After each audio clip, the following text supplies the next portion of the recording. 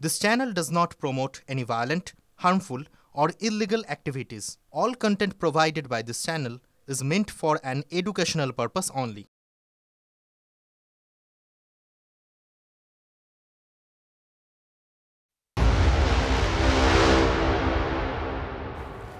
টিভি9 বাংলায় স্বাগত। হটস্পট নিয়ে আপনাদের সঙ্গে রয়েছে আমি শর্মিষ্ঠা। আর হটস্পটে আজকে সারাদিন এত ঘটনা ঘটেছে, রাজ্য রাজনীতির এত খবর রয়েছে, তাই প্রত্যেকটা এত সংক্ষিপ্ত সময় আপনাদের সামনে তুলে ধরা জানেন তো ভীষণ টাফ। তাই কিছু কিছু অংশ গুছিয়ে নিয়েছি। চলুন আগে ইস্যুগুলোর সঙ্গে পরিচয় করে নিই। হটস্পটে আজকে তিনটে বিষয়ের মধ্যে সবার প্রথম ইস্যু কি? শূন্যের পেছনে ধাওয়া। শূন্যের পেছনে ধাওয়া করতে গিয়ে কার শরণাপন্ন হচ্ছে? তৃণমূল এবং বিজেপি। সেই খবরের সামনে আপনাদের তুলে ধরবো, কারণ সেটাতে কতটা লাভ প্রত্যেকটা রাজনৈতিক দলে সেই অঙ্কটা তো আমাদেরকে কষতে হবে। অন্যদিকে পদ্মাসনে দিলীপ, জিজ্ঞাসা চিহ্নটা কি রাখবো? আর কারণ দিলীপ ঘোষ তিনি নিজেই বলছেন যে তিনি পদ্মাসনেই রয়েছেন, মানে পদ্মফুলেই রয়েছেন, এবং শ্রমিক ভট্টাচার্যের উপর তার পূর্ণ আস্থা রয়েছে, তার নেতৃত্বেই তারা নবান্নে যাবেন। দূরত্ব ছিল, তাহলে কি দূরত্ব পুরোটাই ঘুচলো? সেই বিষয়টা আপনাদের সামনে তুলে ধরবো আজকে। তৃতীয় বিষয় কি? 43 বছরের ছাত্র নেতা। আমার কাছে না বিষয়টা ঠিক ক্লিয়ার নয় যে কত বছর অবধি যুবক হিসেবে নিজেদেরকে রাখা যায়, না হলে 43 বছরে কেউ ছাত্র নেতা হতে পারে? হয়তো এই রাজ্যে বর্তমান শাসনকালে হয়, সেই খবরের দিকে আমাদের নজর থাকছে। তবে হটস্পটে আজকে প্রথম ইস্যুর দিকে নজর রাখি। পশ্চিমবঙ্গের মাটিতে আমরা দাঁড়িয়ে আছি, সেই প্রস্তাবের সমর্থক ছিলেন জ্যোতি বসু। কোনো সৎ মানুষ এই দৃষ্টান্তকে অস্বীকার করতে পারে না। সভাপতি জ্যোতিবাবু স্মরণ তাদের করতেই হবে।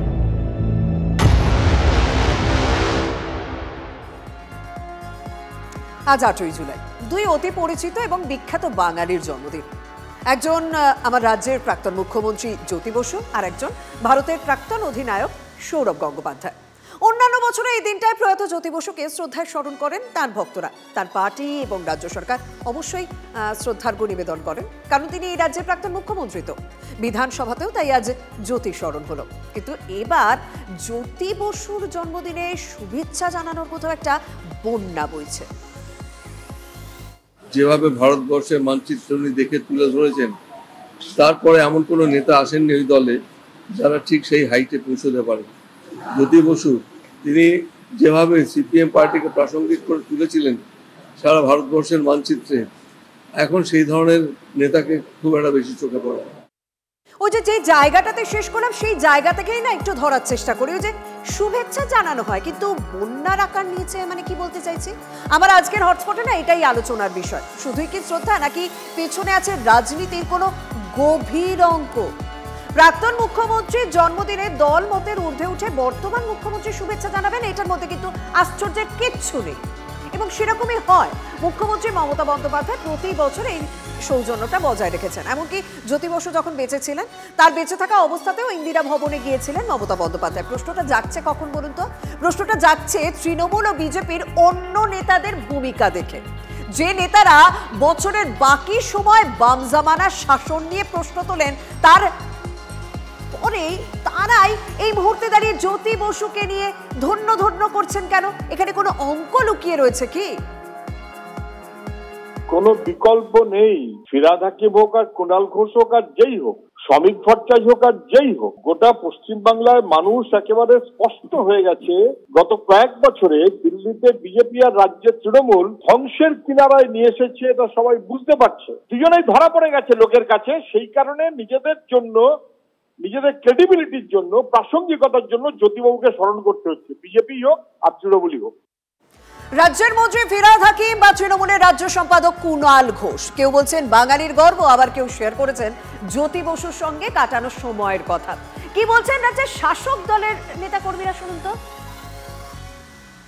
এখন অব্দি আমি যতদূর জানি, বঙ্গজীবনে যারা রাজনীতি করে তাদের রাজনীতি চলাকালীন সারা জীবন দংশনে জ্বলতে হয়, মৃত্যুর পর সবাই ভালো হয়ে যায়। এটাই বঙ্গজীবনের রেওয়াজ। এই রেওয়াজটাকে আপনি আর নতুন প্রশ্ন করে ভাঙতে চাইছেন কেন? মানে তৃণমূলের এক একজন নেতা তারা শেয়ার করছেন জ্যোতি বসুকে বাংলার গর্ব বলে ব্যাখ্যা করছেন, কিন্তু ব্রাত্য বসু তিনি কি ইঙ্গিত দিলেন আমি ঠিক বুঝলাম না। রাজ্য সভাপতি পদে, বিজেপির রাজ্য সভাপতি পদে বসে একাধিকবার রাজ্যের প্রাক্তন মুখ্যমন্ত্রী জ্যোতি বসুর কথা কিন্তু শ্রমিক ভট্টাচার্যের গলাতেও শোনা গিয়েছে। তাই তার পুরনো বাইটটা একবার আজকে শুনতেই হবে। আজকেও যদি জ্যোতি বসু জীবিত থাকতেন, তিনিও হয়তো আজকে বলতেন ভয় দিয়ে আমাদের বেরিয়ে আসতে। এই পশ্চিমবঙ্গের মাটিতে আমরা দাঁড়িয়ে আছি, সেই প্রস্তাবের সমর্থক ছিলেন জ্যোতি বসু। অন্তত এ বিষয়ে কারোর কোনো দ্বিমত থাকার প্রশ্ন নেই। দেখুন, বিজেপি রাজ্য সভাপতির এই মন্তব্য নিয়ে তৃণমূল তো ভোটের সহজ অঙ্ক দেখেছে, ভোটের পাটিগণিত দেখছে। তৃণমূল ভোটের পাটিগণিত দেখছে, মানে যারা এই মুহূর্তে জ্যোতি বসুর শরণাপন্ন হচ্ছেন, অন্যদিকে রাজ্যের প্রধান বিরোধী রাজনৈতিক দল বিজেপিও জ্যোতি বসুর শরণাপন্ন হচ্ছে, মানে দুদিকেই না বেশ নানা রকম মিক্স প্রতিক্রিয়া পাওয়া যাচ্ছে। তৃণমূলের পক্ষ থেকে কুণাল ঘোষ কি বলেছেন শুনুন। সিপিএম এর ভোটাররাই তো বিজেপিকে ভোট দেয়, সেই কারণেই বিজেপির নতুন সভাপতি জ্যোতিবাবু বা সিপিএম এর নেতাদের নাম বারবার বলছেন, তার কারণ ওদের ভোটটাই তো হচ্ছে সিপিএম এর ভোট। কিন্তু ভোটের পাটিগণিতে বিজেপিকে ফাঁকা রাস্তা ছেড়ে দেওয়ার চেষ্টা তৃণমূলও কিন্তু ছাড়ছে না। অঙ্কটা সোজা। রাজ্য বিজেপির উত্থানের কারণ হিসেবে অনেকেই মনে করেন বাম ভোট রামে গিয়েছে। 24 লোকসভা ভোটে 9 করে 6% ভোট পেয়েছে বামেরা। সেই ভোটের কিছুটা নিজেদের দিকে টানতে পারলে মন্দ কি? প্রশ্নটা এখানেই, যারা রোজ বামেদের 0-0 বলে আওয়াজ দিচ্ছে, তারা কি শূন্যের পিছনেই ধাওয়া করছে, সেটা রাজ্যের শাসক দল হোক বা রাজ্যের প্রধান বিরোধী রাজনৈতিক দল বিজেপি হোক? দেখুন, এতে আপনারা বিস্মিত হচ্ছেন কেন? ভারতবর্ষের বুকে কমিউনিস্ট নেতা জ্যোতি বসু যে সমস্ত দৃষ্টান্ত স্থাপন করেছেন, কোনো সৎ মানুষ এই দৃষ্টান্তকে অস্বীকার করতে পারবেন। সভাপতি জ্যোতিবাবু স্মরণ তাদের করতেই হবে। দেখুন, রাজনীতির সাথে কে কার শরণাপন্ন হয়, কে কাকে কাছে টেনে ভোটের পালে হাওয়া টানতে পারে, সেটা সময়ই কথা বলবে। বিশেষ করে বলতে গেলে 2026-এর ভোটের ফল কথা বলবে। কিন্তু যে যার মতো প্রস্তুতি তো নিচ্ছে। এই যে শ্রমিক ভট্টাচার্য দায়িত্ব নেওয়ার পর অনেকেই বলছেন রাজ্য বিজেপির নাকি এখন দুরকম মত। কেন বলছে? দুজনের বক্তব্য শোনাই। আমাদের হিন্দুরা ভাবের ঘরে বসে চুরিয়ামি করি। আমরা চাই দুর্গাপুজোর বিসর্জনের মিছিল আর মহরমের মিছিল একই সঙ্গে একই রাস্তা দিয়ে একই সময়ে হেঁটে যাবে। নবনির্বাচিত রাজ্য সভাপতি শ্রমিক ভট্টাচার্য আর একজন রাজ্যের বিরোধী দলনেতা, দুজনের দল এক, বিজেপি। কিন্তু একজন বলছেন বিভাজনের রাজনীতি বন্ধ করতে হবে, আর একজন বলছেন হিন্দু আমাদের মনে। দেখুন, একবার নয়, একবার যদি কেউ এরকম বক্তব্য রাখে তাহলে প্রশ্নটা ওঠে না। বারবার যখন দুরকম বক্তব্য একই দলের দুই নেতৃত্বের মুখে থেকে আসে, তখন প্রশ্নটা উঠবে। এই দেখুন না, নন্দীগ্রামের বিধায়ক মানে শুভেন্দু অধিকারী, তিনি নন্দীগ্রামে দাঁড়িয়ে কি বলেছেন। হিন্দুরা মেনে করেছে, জিততে পারতাম না। 1,10,000-এর মধ্যে 1,09,600 হিন্দুর ভোট পেয়েছে। আমি যে অন্যদের ভোট চাই না তা নয়, পাই না, এটা কঠিন বাস্তব। তবে এই তো প্রথম নয়, এর আগেও একই দাবি করেছেন বিরোধী দলনেতা, বারবার সেই একই দাবি। শুনুন। 4 থেকে 5% ভোটের দরকার আছে। গত লোকসভা ভোটে 68% হিন্দু ভোট দিতে গেছে। মুসলিম এলাকায় আমাদের ব্যাপারটা নাই। সোজা কথা সোজা বলা ভালো। তুমি আমার, আমি তোমার। ভোট নাই তো আমিও নাই। দেখুন, বিরোধী দলনেতা যখন কয়েক শতাংশ হিন্দু ভোটের জন্য আবেদন করছেন, তখন নবনির্বাচিত বিজেপির রাজ্য সভাপতির মুখে উঠে আসছে মুসলিম সমাজের কথা। এবং এই যে বিরোধিতা এবং বিভেদের রাজনীতি, সেই রাজনীতি বন্ধের বার্তা দিচ্ছেন শ্রমিক ভট্টাচার্য।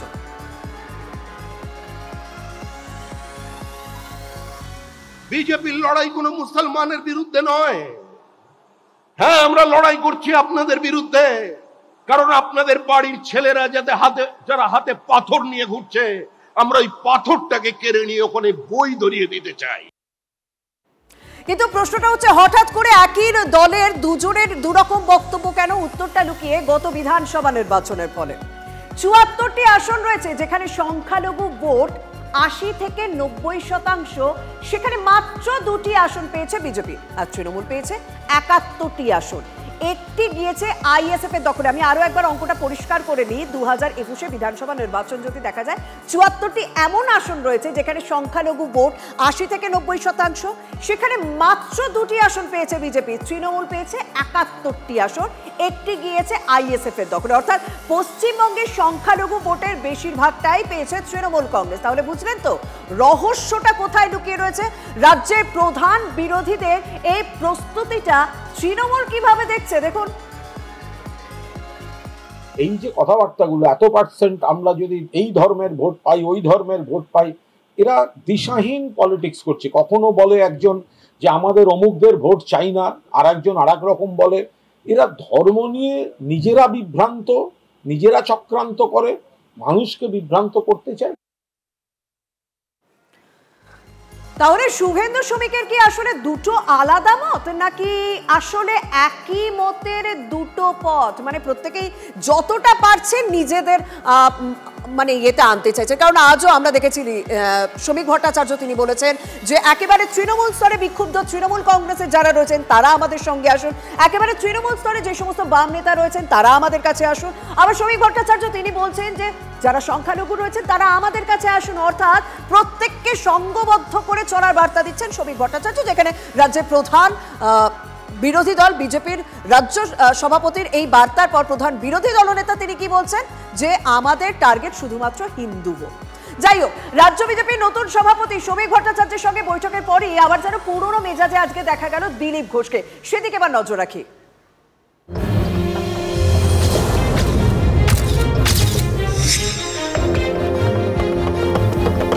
কোনো না কোনো মঞ্চে তো আমি থাকবোই 21 তারিখ। সিনিয়র লোককে বিজেপি তো অপমান করে চলেছে। অতীত যদি কেউ ভুলে যায় তার ভবিষ্যৎ ভালো হতে পারে না। দিলীপ ঘোষ অন্য কোথাও যাবেন না, যেতে পারবেন না, যায় তো যায় কাহা। দাম যার থাকে মার্কেটে না তাকে নিয়ে জল্পনা হয়, যাদের দাম নেই তাদের কিনবে কে, রাস্তায় পড়ে আছে। দেখুন, কোথাও তো একটা দূরত্ব ছিল, না হলে আজকে কেন সাংবাদিক বৈঠক করে শ্রমিক ভট্টাচার্যকে বলতে হচ্ছে দূরত্ব কিছুটা থাকলেও সেটা মিটে গিয়েছে না, আমাদের যারা আমাদের দলে রয়েছে তাকে প্লিজ অন্য দলের বলে দাগিয়ে দেওয়ার চেষ্টা করবেন না। দিলীপ ঘোষ তিনি আজকে যখন গেলেন বিজেপির অফিসে তখন কিন্তু একেবারে পুরোনো মেজাজে তাকে দেখা গেল, এবং দিলীপ ঘোষকে ওই অফিসে দেখা মাত্রই দিলীপ ভক্তরা কি করলেন একবার আমি এই অ্যাম্বিয়েন্সটা শুনতে চাই।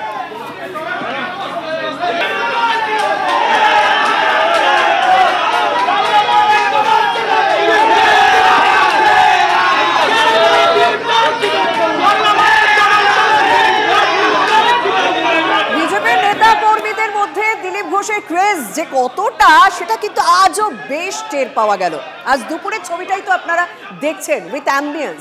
গ্র্যান্ড এন্ট্রির পর রাজ্য সভাপতির সঙ্গে বৈঠক করলেন দিলীপ ঘোষ, আর তারপর দিলীপ ঘোষ যেন আবারও নিজের মেজাজে ফিরে এলেন। তাকে নিয়ে অনেক জল্পনা চলছিল।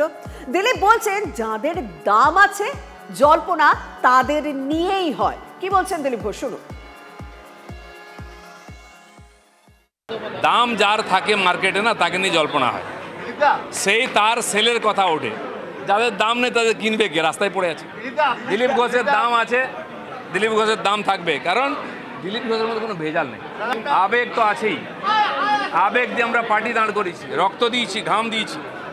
150 জনের বেশি কর্মী আমার সামনে প্রাণ দিয়েছে, সেই আবেগ বুকের মধ্যে, সে আগুনটা আছে, আমার নয়, বাংলার লক্ষ লক্ষ কোটি কোটি কর্মীর আগুন আছে। সেই আগুন নিভতে দেবো না আমরা, যতই বৃষ্টি হোক, আর এই আগুনে আমরা পরিবর্তন করব। দেখো, দিলীপ ঘোষের ফ্যান বেস কিন্তু একটাই প্রশ্ন করছে যে কবে আবার মাঠে নামতে দেখা যাচ্ছে দিলীপ ঘোষকে। নতুন রাজ্য সভাপতির নেতৃত্বে কাজ করতে কোনো অসুবিধা নেই তো? প্রাক্তন সভাপতি নতুন সভাপতিকে অভয় বার্তা দিলেন, বললেন যে তার নেতৃত্বেই নবান্নে পৌঁছবেন তিনি, নবান্নে পৌঁছবে বিজেপি।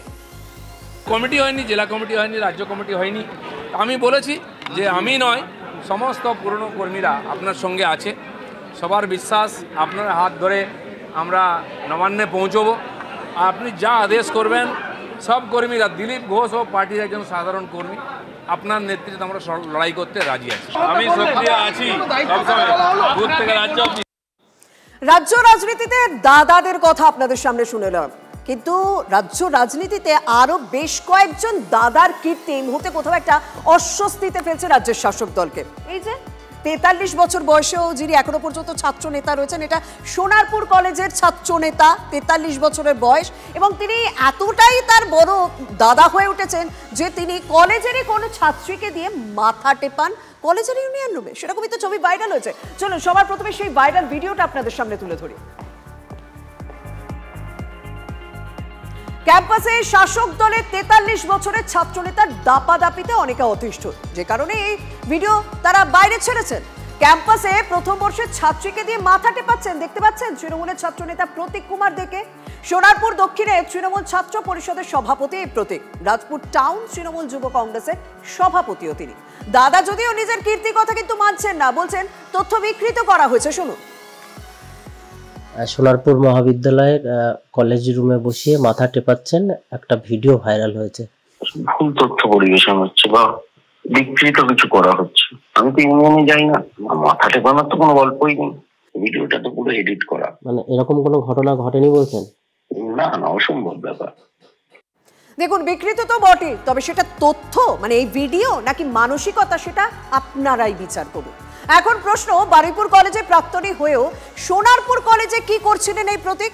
সূত্রের খবর, প্রতীককে সোনারপুর কলেজে টিএমসিপির কোঅর্ডিনেটর হিসেবে নিয়োগ করেছেন বিধায়ক লাভলি মৈত্র। তার সঙ্গে ছবিও দেখা যাচ্ছে। প্রতীকের বিরুদ্ধে কিন্তু মুখ খুলছেন তৃণমূলেরই কাউন্সিলর পাপিয়া হালদার। এই পাপিয়া হালদার কিন্তু অনেকবারই তৃণমূলের বেশ কয়েকজনের বিরুদ্ধে মুখ খুলেছেন। পাপিয়া হালদার এই প্রতীক দেখে নিয়ে কি বলছেন শুনুন।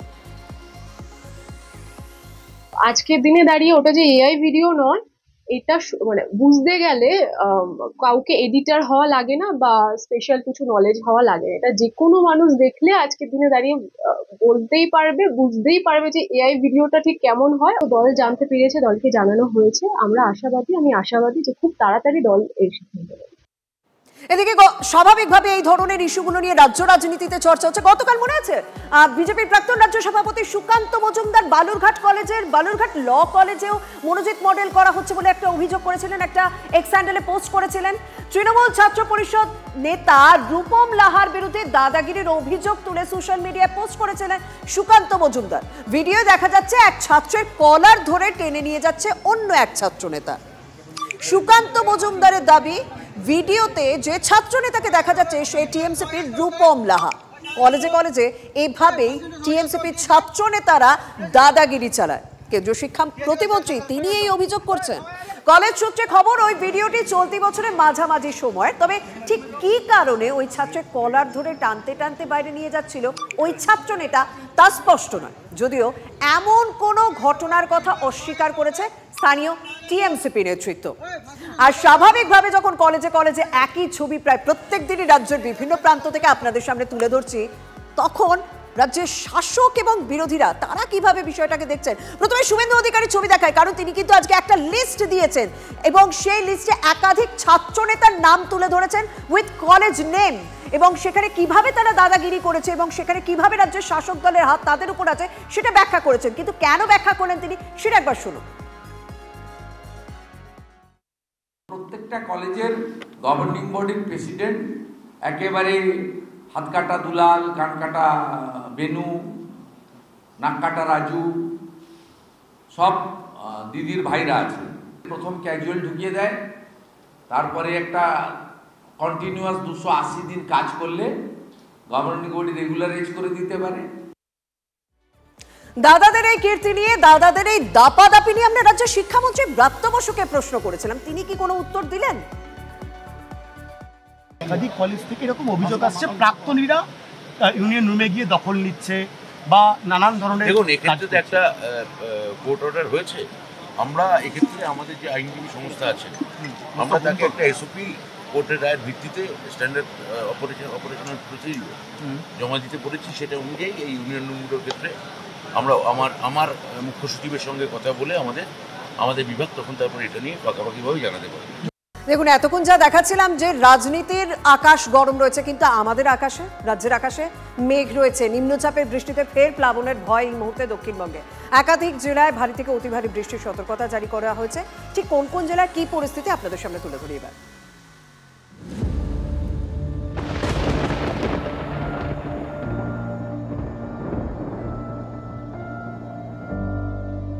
নিম্নচাপের ঠেলায় বাংলার আকাশে দুর্যোগের মেঘ। ফের দক্ষিণবঙ্গে প্লাবনের আশঙ্কা, মঙ্গলে ঘোর অমঙ্গল। দক্ষিণবঙ্গের 6 জেলায় অতি ভারী বৃষ্টির কমলা সতর্কতা এবং 7 জেলায় ভারী বৃষ্টির হলুদ সতর্কতা জারি। কলকাতার পাশাপাশি শহরতলির অলিগলি জলে ভাসছে। নতুন করে বৃষ্টি হলে পরিস্থিতি আরও ঘোরালো হবে।